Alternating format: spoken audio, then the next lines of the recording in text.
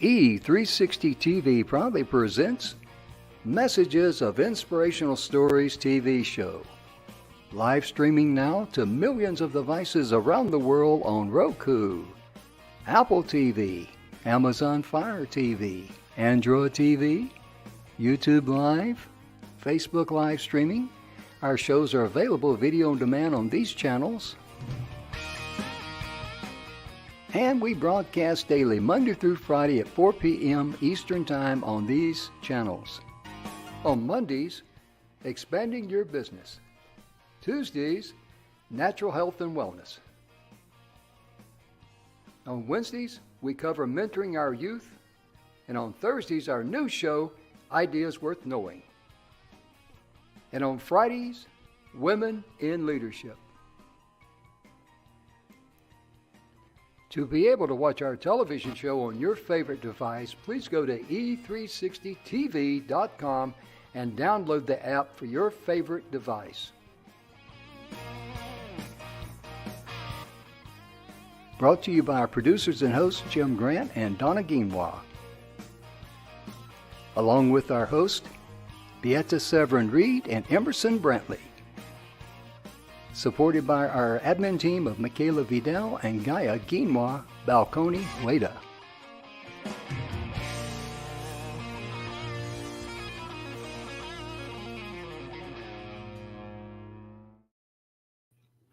And well, excuse me, we had internet issues. Now we got voice issues, but we're still alive. How about that?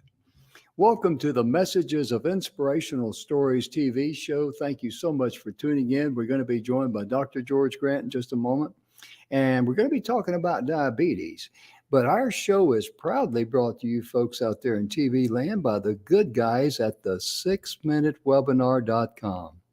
The 6-Minute Webinar is the ideal tool that you need. It's an app that is yours to keep. But most importantly, it enables you to be able to communicate on one topic with your ideal client, or whoever it might be, whether it's a product you're selling or a program, it makes no difference. Or if you're going to give a presentation, it's all the same because you need to focus on one specific thing at a time. And the 6-Minute Webinar, the website there is, you see there on the marquee, 6minutewebinar.com. Just go there and check it out. We're going to be doing some more training there. So we encourage you to be able to take advantage of that. And when you do the 6-minute webinar, if you're going to write a paper or like I did, a chapter in a book, this is not the book I wrote a chapter in, incidentally. This is we're also brought to you by the 7 Levels of Truth by Mr. Bill Heinrich. Let me get my fingers there out of the way. It's on Amazon and we're all the different places. And this is a wonderful book because this book here enables us to realize that it is our birthright to be able to enjoy the abundance of life that life has to offer when it comes to joy and love and abundance. And you find the solutions in life that you've been searching for because having love, peace, and joy in your life and having harmony, that's what makes life worth living. And let me welcome my good friend, brother by a different mother, Dr. George Grant, to the show here. And there he is. How you doing today? I'm doing great. Thank you so much, Jim. Oh, nice to see you, my brother. Thank you, sir. So good to be here with you again. And we've done a lot of work with you in the past, and we're looking forward to more work in the future. But whenever it comes to your health, being proactive is so much better than being reactive.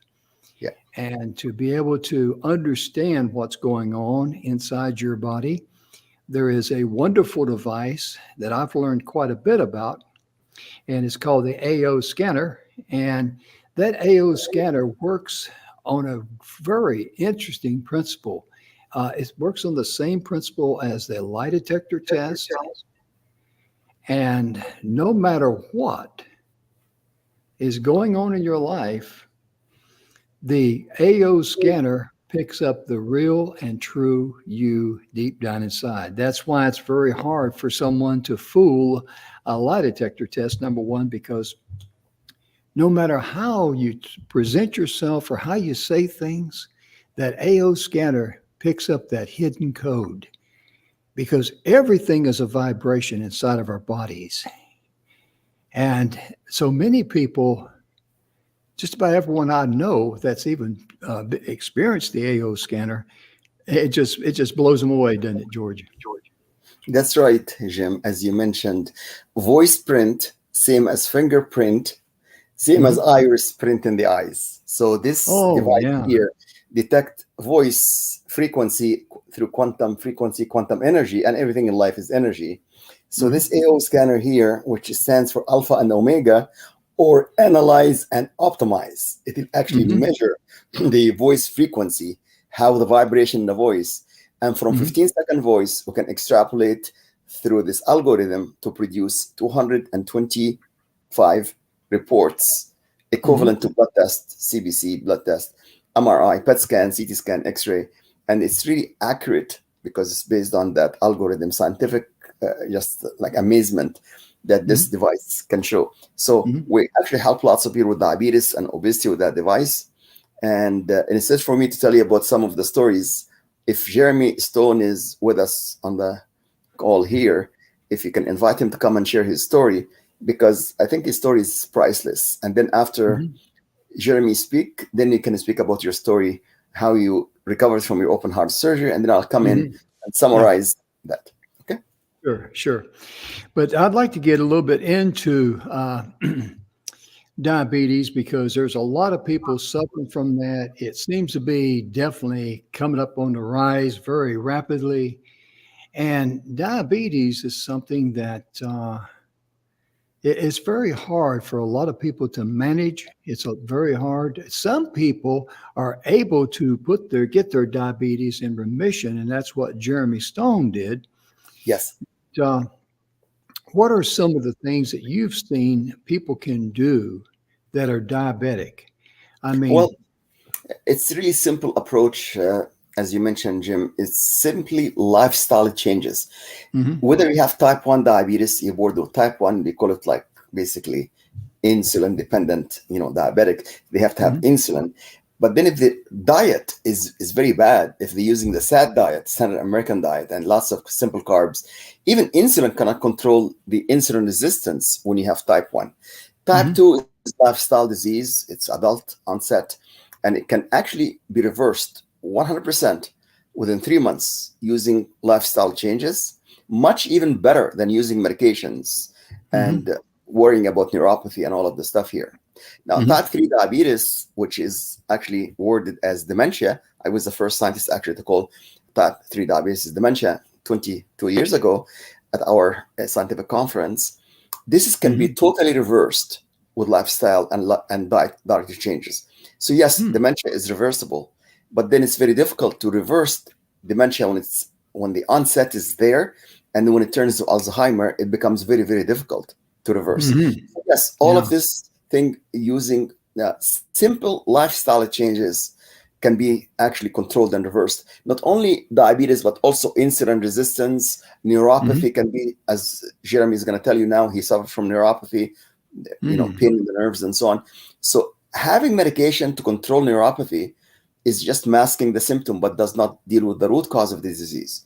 Okay. Some of the medication used also have severe side effects that can produce like serious side effect, even more dangerous than the diabetes itself. So I would recommend for everybody to go to academyofwellness.com, look at the Wellness IQ, do the 10 questions, it's free. It takes 2 minutes. And then once you do the Wellness IQ, you're going to see exactly how is your lifestyle health is. Because, Jim, we are what we eat, we are what we do not eat, and we are what's eating us for stress. And we all know stress causes 75-80% of all diseases. So if you live under stress, and if you're eating the SAD diet, standard American diet, all of Auntie Jamima and Uncle Ben and all of the the cookies process, and all of the boxed cereal with high fructose corn syrup. In fact, when high fructose corn syrup was introduced, the diabetes actually increased at the same increasing Yeah. usage of high fructose corn syrup. Yeah. So if you really want to manage diabetes, you have to stop high fructose corn syrup, even fructose from fruits, even sucrose, the processed, sugar from Mhm. basically cane Sure. sugar or Sure. wheat. These are the common sense stuff that we talk about in the Wellness IQ. And also, this device detect the actual fasting blood sugar and also the A1C, which is the average 3 to 4 months blood sugar. The device detect this from the voice. So Mhm. if you done your test from your physician and got A1C to be very, very high, Mhm. like in case of Jeremy Stone, it was high, and he was very close to high 300. His blood sugar today is under 90. Mhm. In less than Yeah. 3 weeks, he managed to control his blood sugar, managed to control his basically overweight. So, in fact, in 3 weeks, he managed to control diabetes and obesity. We call it diabesity. And Mhm. like the story of Jeremy Stone is like priceless. If he's Mhm. on a call here, please, you can invite him to come, share his story. Well, he's And not in the studio. I don't know where he is. So. okay, just send Mhm. him a link. There's a link. I asked him for the link. And then maybe you can share your story, please. Jim, what happened to you when I scanned you with the device and I showed you have a bit Okay. of clogging of the left ventricle? Okay, While I'm doing that, I'll let you see if you can get in touch with Jeremy, and I you will. got the link. Okay. All I right. will. I will. Ladies and gentlemen, it's very, very easy. I get a little bit of feedback here. Let me just mute your mic for a moment. It's very, very easy for all of us to uh, believe something to be gospel when it's not necessarily true. In my particular case, I never was overweight or anything, and my blood pressure was always very good at 120 something over 68 to 74. My 2 years before my heart attack, my LDL was at 73. Now, you folks who follow the show a lot know this story very well.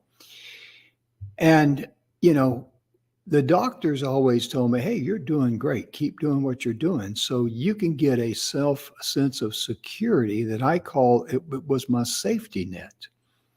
And I look at it like that because I figured if my weight's good, blood pressure's good, and cholesterol levels, the bad one was at 73, like I said, 2019, 2 years before my heart attack, you feel like you're good to go. But the University of California Medical Center published a document in 2009, and it's on the internet. You can do the search for it. And it said that 75% of the patients who wind up with a cardiac condition like a heart attack in an ER never had any red flags or previous symptoms or any warning signs it was going to happen. And that's exactly what I experienced. Therefore, saying that, I'll tell people in a kind of a good humorous way. I found out on Friday night at midnight, October the 29th, 2021, I had a heart attack, and I found out when I fell that night, my my safety net had a hole in it, and I forgot to cut my ringer off here, so please forgive me. And that's my brother Emerson Brantley, who's one of the co-hosts. Emerson, I'm on the TV. You should know that. But in looking back, the scan that Dr. Grant did on me, it did red flag my heart. And I was already eating pretty good anyway. I'd cut back on cheese and, started eating a lot more natural for, a couple, 3 years or whatever, maybe even longer. But my point being is that I didn't really, how can I say this? It didn't hit me as being a red flag. It just didn't. And that's what happens when you keep going. I'm getting some feedback there. Let's see here. I don't know why, but anyway, somebody may be having two shows on at one time here. But anyway, looking back, I look at the positive side. I'm very, very thankful I had the heart attack. I'm very, very thankful that I had the open heart surgery and the 4 bypasses because I had a condition that was known as the widowmaker. That's a very serious condition. And obviously, when I was landed in the ER that Friday night, I was in a hospital the whole weekend, and they were running tests on me, poking me and prodding me like I was a lab rat. But it did not. The widowmaker did not raise its head. No one had an idea that what my problem was until I went in for stents. And that's when the cardiologist told me, these stents will not work for you. You have the widowmaker. You got over 90% blockage in your heart. You got to have open heart surgery today. And, there's no putting this off. It's just too dangerous. So those of you that know about the widowmaker is a type of heart attack. If it hits a person as just a real full-blown heart attack, I had a mild one, which I'm not complaining, but I'm very grateful. But if it's a full-blown heart attack, this is when you hear people who are, doing great in life. They're not on any kind of medication, walking down the street one day and then, pow, they drop dead. That's usually, not always, but usually compliments of the widowmaker. And for 75% of the people to wind up in the ER like that, it's very shocking. And in addition to that, let me just humbly say that what Dr. Grant was talking about, after World War I, back in when it was over in 1917, and then they had the pandemic, the flu, and people were sick and tired of dying. People were tired of death, doom, and gloom. So when the Roaring '20s kicked off, guess what else kicked off? Processed foods. And if you go back and look at the charts on that, you will see right then and there, because, prior to that, heart disease was not a big issue. I mean, it was still an issue, but it wasn't number one killer like heart disease is today. But if you look at how the user-friendly, unpackaged, mix this, mix that, pop it in the oven, or, they didn't have microwaves then, but this real fast using stuff like that, how it started sharply increasing, guess what ran parallel? Also running parallel was heart disease. And now I'm going to turn it over to Dr. George Grant. I see Jeremy there in back stage there. And, diabetes is also running parallel with processed foods, isn't it? You can't use your mic on, or you just... Dr. Grant, can you hear me? Dr. Grant. Yes, I can hear you, Jim. Yeah. Oh, okay. Okay, I was just going to mention to you about how, for you to expand on how diabetes and processed food is still running parallel. Yes. In fact, the more junk and processed food people use, the more they're susceptible to diabetes, blood pressure, heart disease, and all of the other lifestyle diseases, because it causes stress on the body. So you cannot depend on anything except changing your lifestyle, not even medications, not even supplements. You have to look first at lifestyle, what you eat, what you don't eat, the exercise, the breathing, the water, hydration. All of these can contribute to how you can actually prevent heart disease. Because you know what, Jim, you learned the lesson the hard way. The first sign of heart attack is basically sudden death. So you're lucky that you did not have this experience, because you ran very quickly to the hospital. You got to see a good cardiologist who did all of the open heart surgery, and you recover from this. But we want to now prevent a second heart attack. That's what we need to look at your lifestyle. That's why your wellness IQ was low before. Now it's much better. And when I did scan you before, I actually did see some clogging in the left ventricle. I did show you that, but you mentioned that, oh, no, I'm fine. I have no blood pressure. I have I'm not overweight. I'm fine. So basically ignore that forewarning. So this is what we do to people here. We can basically look at the wellness IQ score, and then look at their scan, the AO scan. For instance, when Jeremy comes on and tell you her story, his wellness IQ was almost like in the mid 30s, which means he is not healthy, his lifestyle. And that's why his blood sugar was in the high 300. And then he has neuropathy with all of the 6 medication did not help him. Now, when he used the lifestyle choices, when he used all of our recommendations, his blood sugar dropped significantly to under 90. So maybe it's the time now, Jim, to bring Jeremy if he's on. Okay, let me do that. I'll move us back a little bit and add him to the stream. Hi, Jeremy. How you doing? Hey, good afternoon, Jim. How are you today? Oh, doing good, doing good. Just plumb proud to be here, you know. And when it comes to our health, you know, like I tell people, your body is a processing center. It's not a recycling center. Because a lot of people fall into this trip bag, believe it or not. And I know from experience that there's some people that do this. They eat in their 40s, 50s, and 60s like they did in their 20s and 30s. And then they think, well, I'll take some supplements. And it's a win-win situation. I can eat what I want, I take the supplements.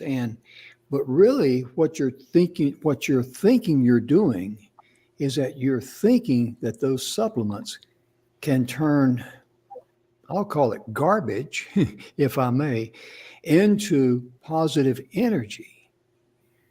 The supplements only enhance the positive food that your body processes into energy. And like I say that because I know firsthand people that's actually done that. Yeah. And, you know, that's, I don't know how they came up with that idea, but, you know, it's kind of like the way we've been brainwashed in our country is that, you know, look for a magic pill to solve your problem. And to, like anything in life, to solve your problem, you got to look inward, not outward. Yeah, that's right, Jim. You know, the word supplement means to supplement your food, to supplement your good diet, not to substitute. It's not a substitute. It's a, like, there is lots of diet out there. You know, the South Beach diet, this diet, Nutrisystem diet, you know, there's so many diet, and then they all based on taking this particular stuff, and then you're going to be losing weight, you're going to be looking good, you're looking younger. You know what? The word diet starts with D-I-E, to die. You tell your body to die, basically, because you basically put yourself under extreme conditions. And when the body sees no calorie and calorie restriction, they actually go into death mode. And then now you start craving, and you start actually to gain more fluids, and you become actually, it's counterproductive. So I recommend people to use what Jeremy did and Jim did. Jeremy basically used all my recommendations. He did not go to any magic diet, no magic supplements. He went to the proper healthy lifestyle. He went to mid-30s wellness IQ, was supposed to be about 70. And now he's actually 80. His wellness IQ now is 80. Why am I talking on his behalf? Jeremy, my good friend, he's my business coach. Welcome, and share your amazing story with the people here on that Zoom call. Okay, please. Thank you, Dr. Ent, and thank you, Jim. Always happy to be here with the both of you. You know, diabetes is probably the leading epidemic that we have in our country right now. A lot of people don't realize that it costs each year about $327 billion in the United States. That's the cost of healthcare for people with diabetes, and the lost productivity for businesses and companies because the employees are sick and they can't come to work and whatnot. So it's an important issue, and I'm so glad that both of you are on here talking about it, because when I was diagnosed with diabetes in 2012, I didn't take it very seriously. I was kind of in denial for a little bit, but I didn't take it real seriously. I'm okay, I'm not going to really change my diet much. They gave me some medication and started it off, but it just never got better. And unfortunately, I didn't control it and was living, at ranges in the 300 to almost 600, 586, and at those, levels, you're supposed to be going to the emergency room. That's just where I lived. it's not just about your blood sugar, being high, but all of the things that come along with it, right? The side effects of that, like the neuropathy that I developed, which is, excruciating. But yeah, I was able to, with Dr. Grant's help, when using the stuff that he gave me and changing some nutritional supplements, but more importantly, changing my mental thinking and my lifestyle thinking, and the way that I look at food. I now joke with my wife that, sugar was like my crack cocaine. It was, and it's not that it's very addictive is what it Yeah. is. Sugar is very addictive. And we get our young kids hooked on that because it tastes good. It's sweet. And I mean, good grief, looking back at us baby boomers, all the things we were exposed to. I mean, we all see the jokes, how we, rode in the back of vehicles, trucks, no seat belts, and we drank from a garden hose and we ate dirt and did all these things.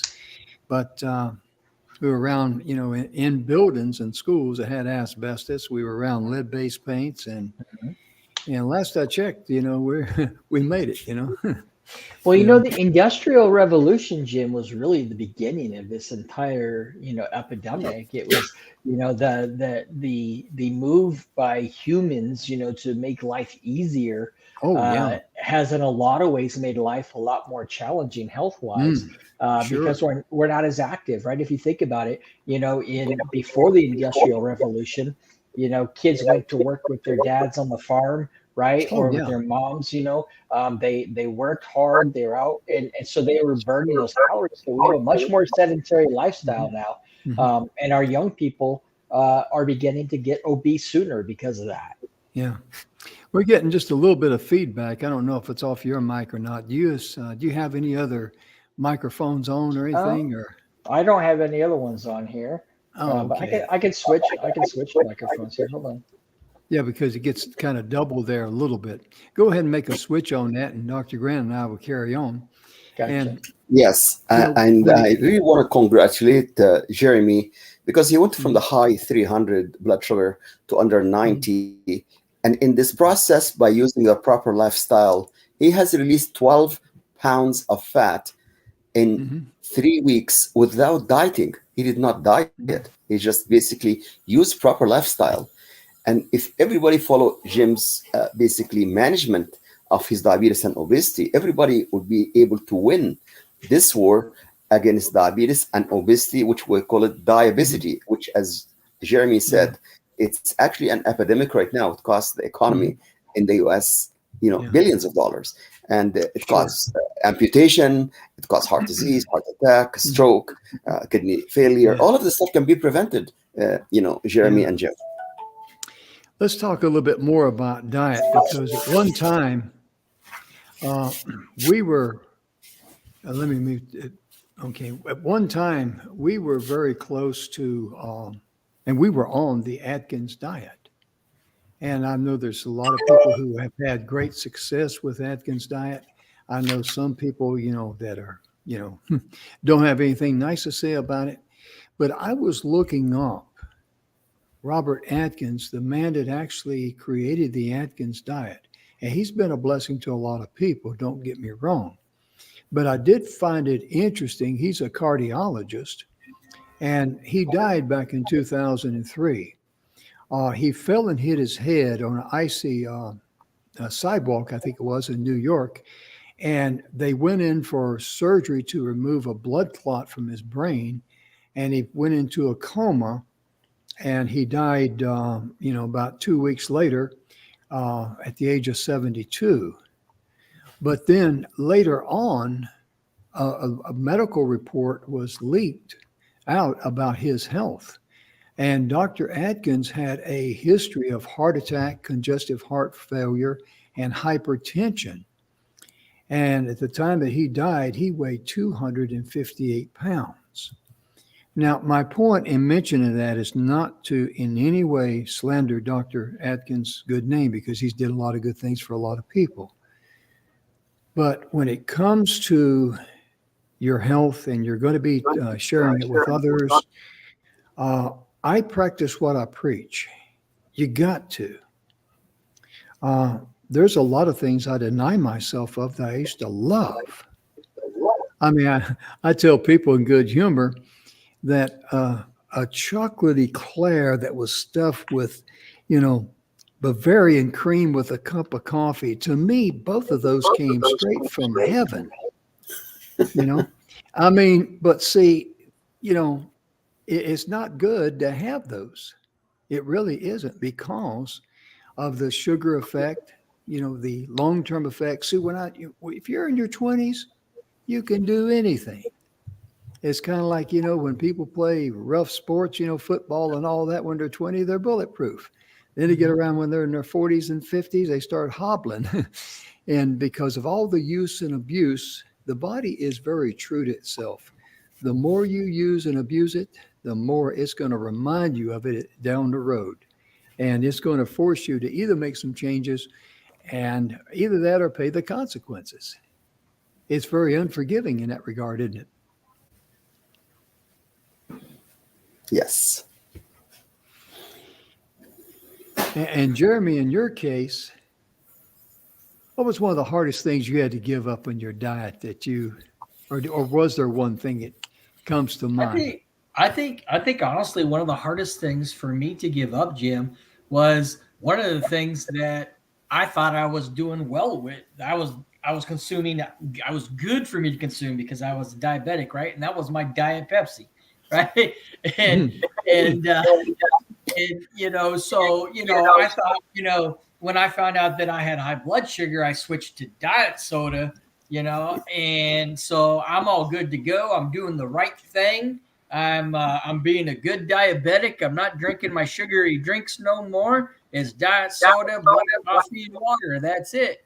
But I don't drink that no more because I learned from, you know, Dr. Grant that stuff is you know, sometimes even worse than the sugar-filled stuff, the artificial sweeteners. But what I learned was, even, and Dr. Grant didn't tell me this, I went and did some research after he told me to stop drinking it, because I'm like, no, I'm not gonna just give this up, right? Mm-hmm. And the research shows that it fools your body to think that it's getting sugar, so it produces insulin, and therefore you become resistant to the insulin because it's no sugar there, right? For it to latch onto. So you begin to build that resistance, just like you do when you take like a drug for too much, right? Your body becomes tolerant to it, and it takes more and more in order to do the same thing. That's what insulin resistance really is. It takes more and more insulin, and your pancreas just can't create enough anymore to be able to take care of it. Now, in addition to that, you know, I've known people who are diehard coffee drinkers, and they say, well, I only drink decaffeinated coffee. And I asked them, I says, have you looked at the process and the chemicals they use to decaffeinate coffee? And the vast majority of them, most of them, I've never had anybody say yes. Let me put it like that. But I mean, when you look at, you know, all of the harmful side effects that can come from the chemicals used, and I'm going to go a little bit here out on a soapbox.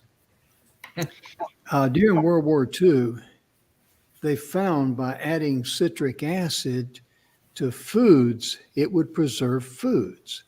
Now, citric acid, to a lot of people, they think that, well, it comes from citrus fruits. It's got to be good. But then you got to look at the reality question. Do you really think juice from an orange or lemon or whatever it might be that's mixed in the dough, and after it's baked and you put it on the shelf, that it would last for, you know, 3 or 4 or 5 months? Does that sound reasonable? Does that sound normal to you? And no, it doesn't. The citric acid that they came up with was actually introduced, like I say, during World War II but the reason why they continue to use it, because it's a very cheap, inexpensive preservative. That's what it is. But the original base format of it came from the same type of fluid that they use to etch metal. I wish I was making that up, but you can look it up and read it yourself. And I remember my acupuncturist, me and him, we got a lot in common. He's from Vietnam, and he grew up old school. His grandmother was acupuncturist. His mother was. They took him under the wing when he was just a little bitty boy. I'm talking about 5, 6, 7 years of age. And from there, he became, he's one of the premier here in Texas acupuncturists. And I went in there one time, and he was doing a treatment for me, and I don't know how it came up. And I said something about, I said, they were outlaw citric acid. And he went on a tangent for about 10 minutes.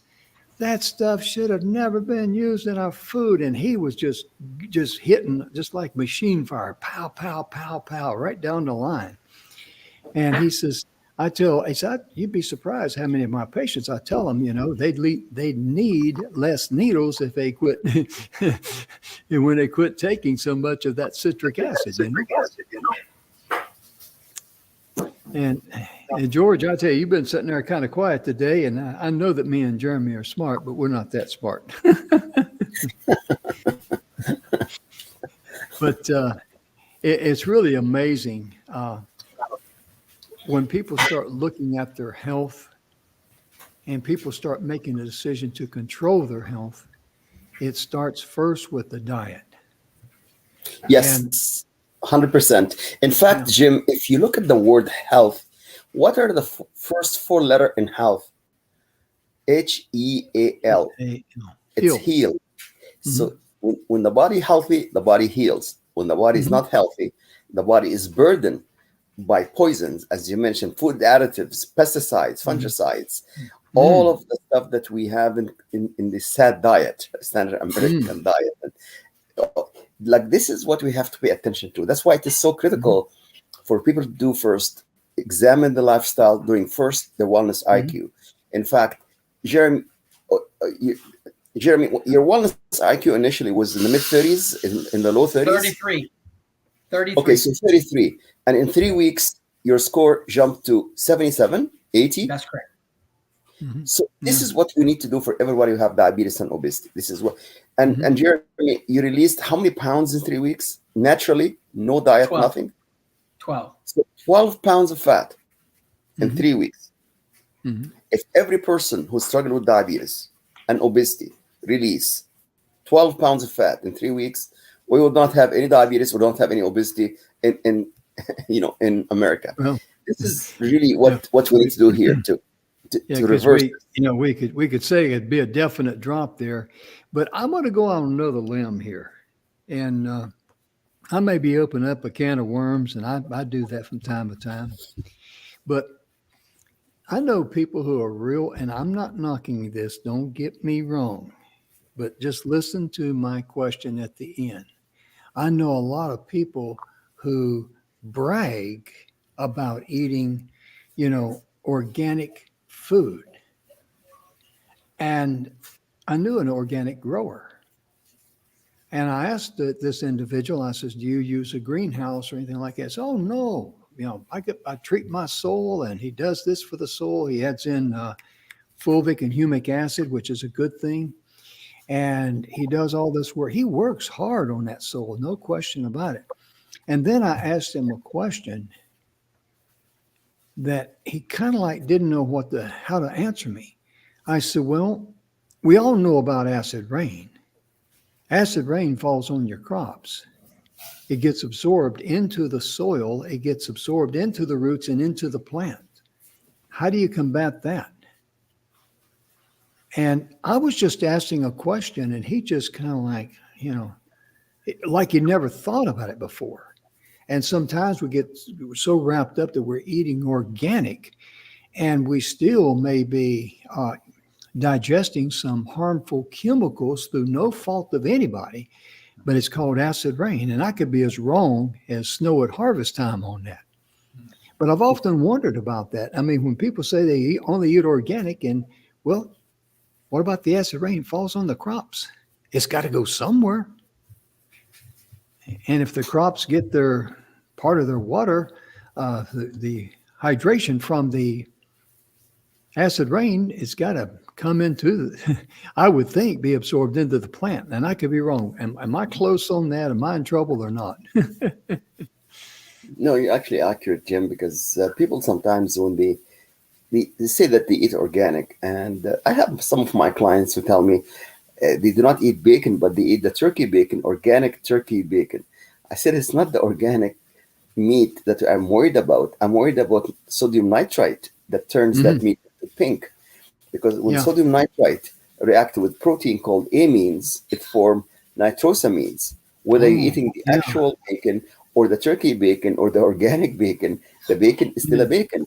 So, I mean, if you can enjoy bacon once a week or once every 2 weeks, but that is not supposed to be everyday thing, because nitrosamines not only can cause cancer, which I have published papers on that. I mean, if any scientist now listening to this, they can check my papers on nitrosoethylamine, nitrosopyridine, that actually is carcinogen. Okay, so you don't want to have 6 strips of bacon and 3 eggs fried in the bacon fat every single day in your life. That is not, I do not recommend that. Even if you're eating turkey bacon or organic bacon. So the word organic sometimes is misleading, because even pesticides are allowed to be used in organic food up to, I think, 4%. So you know what? I tell people, soak your vegetables in warm water with vinegar and baking soda to get rid of all of the pesticides and fungicide and to all of the chemicals, the fertilizer that they added to the vegetables, by soaking them for 5 minutes in warm water with vinegar and baking soda, and then rinse them.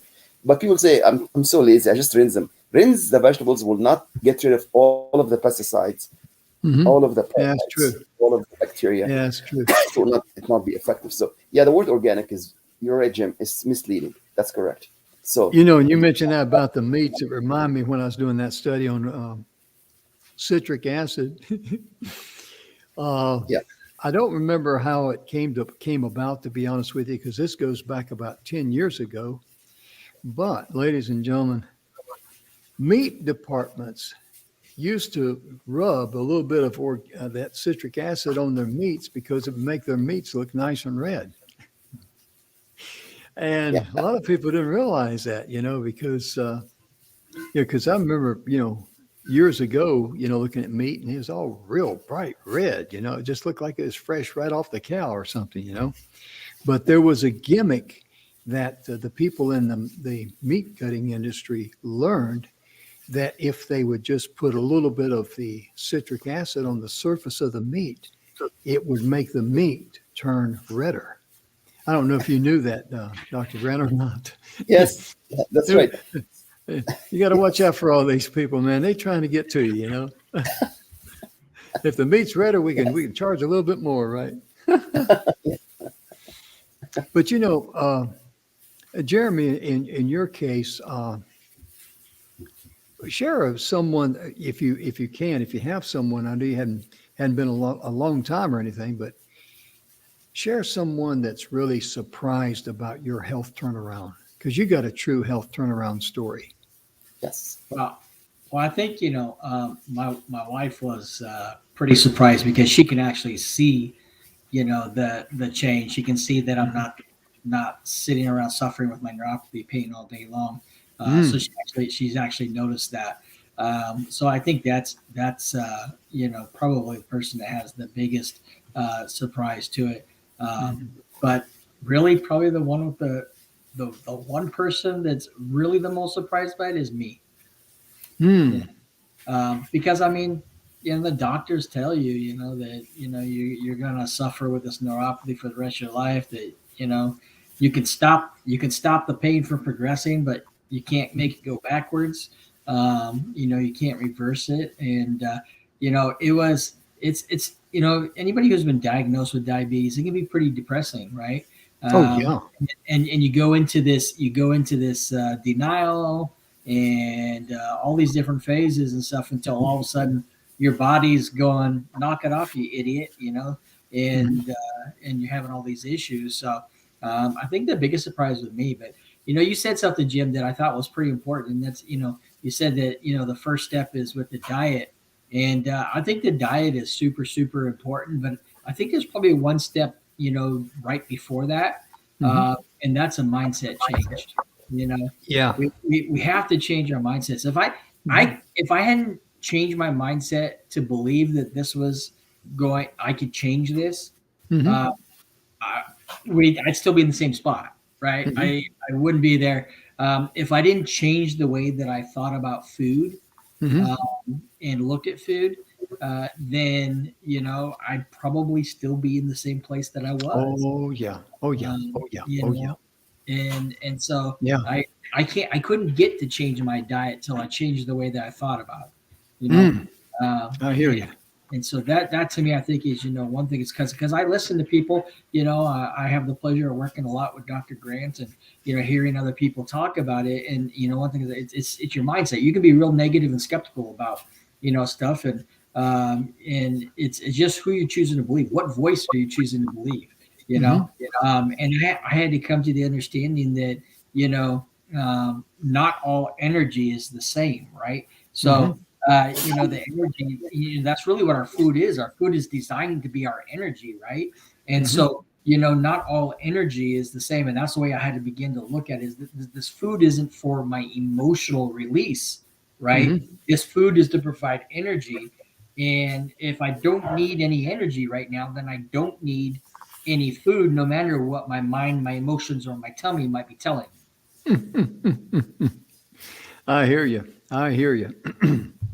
And we were Dr. Grant got me involved with Austin Haynes, and I'm in a book called Your Health Turnaround Story, and it's put on by a Flashpoint series. Uh, but Dr. Grant wrote he wrote the front part of this book here, the foreword they call it. Yes. Tips to Living Healthy to 111 Years Young. And he is really in treating people, in helping people in their hour of need.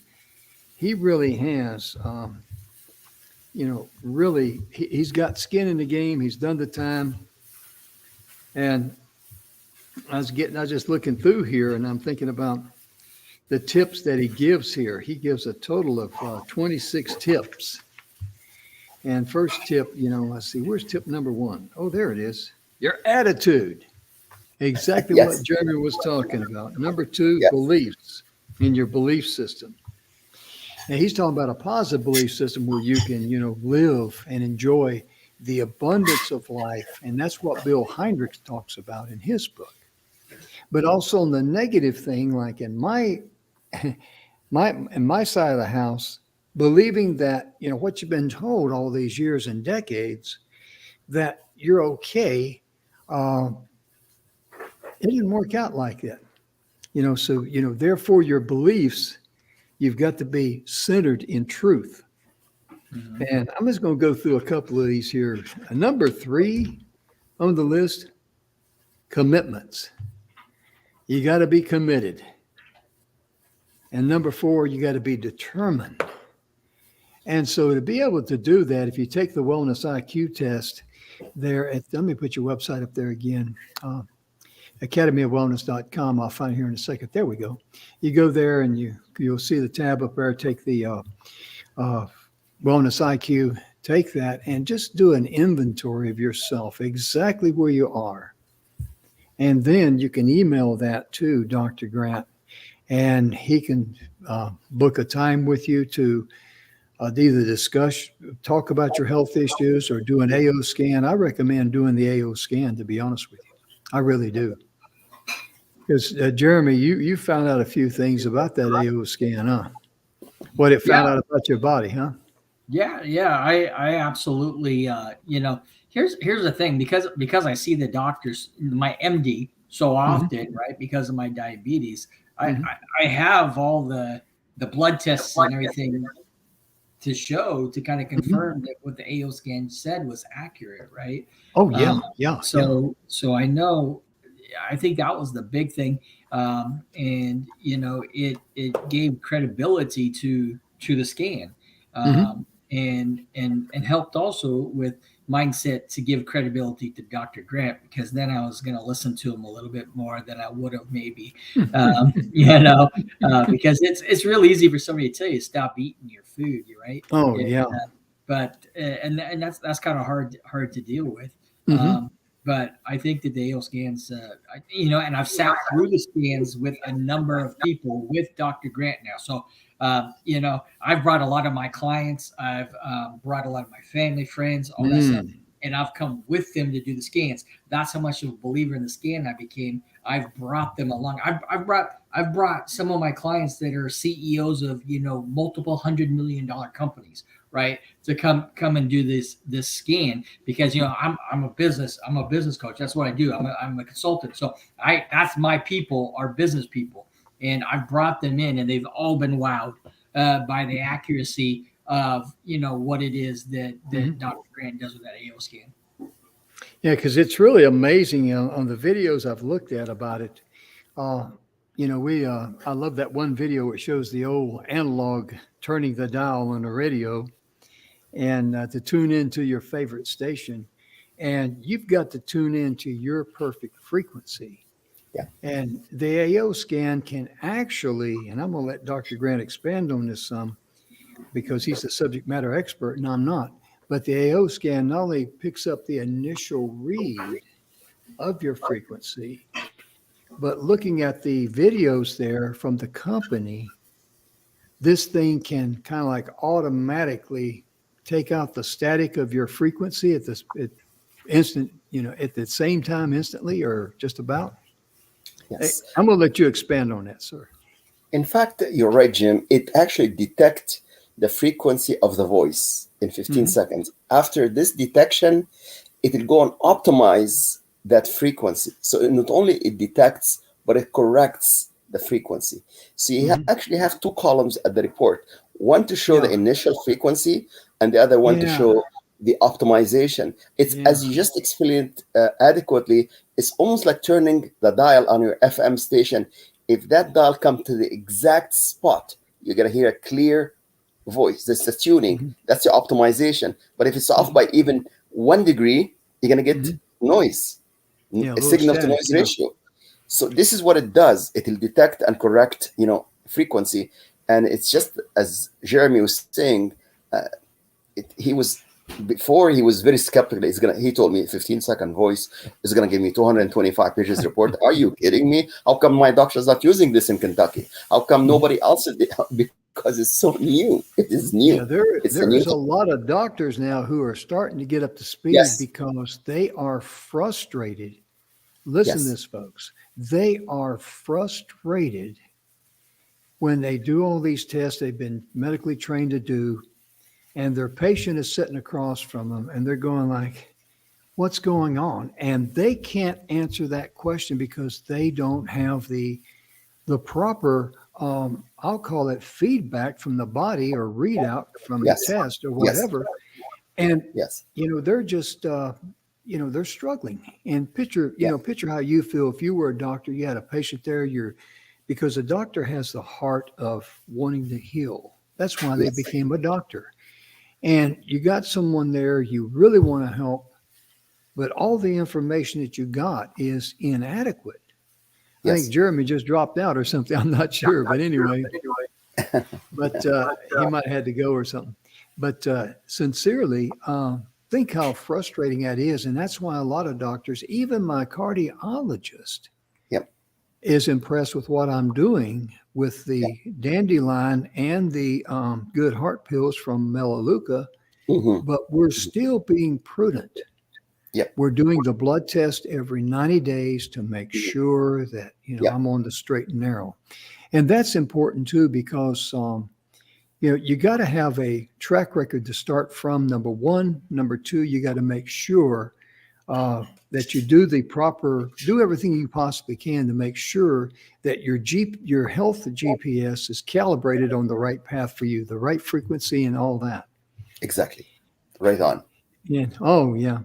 And here I am. I used to be a signal corps instructor in the military. And, we used to have the SAT-TAC. We used to call it the tactical satellite radio. Yes. And that thing had to be beam on. Yes. If it was a little bit off, that signal would go out to Mars or somewhere. But you got to be right on target. That's how important it is for your body frequency. And a lot of people don't realize that everything is a vibration Yes. on planet Earth, in the universe, inside of our bodies. We're a vibration. Yes.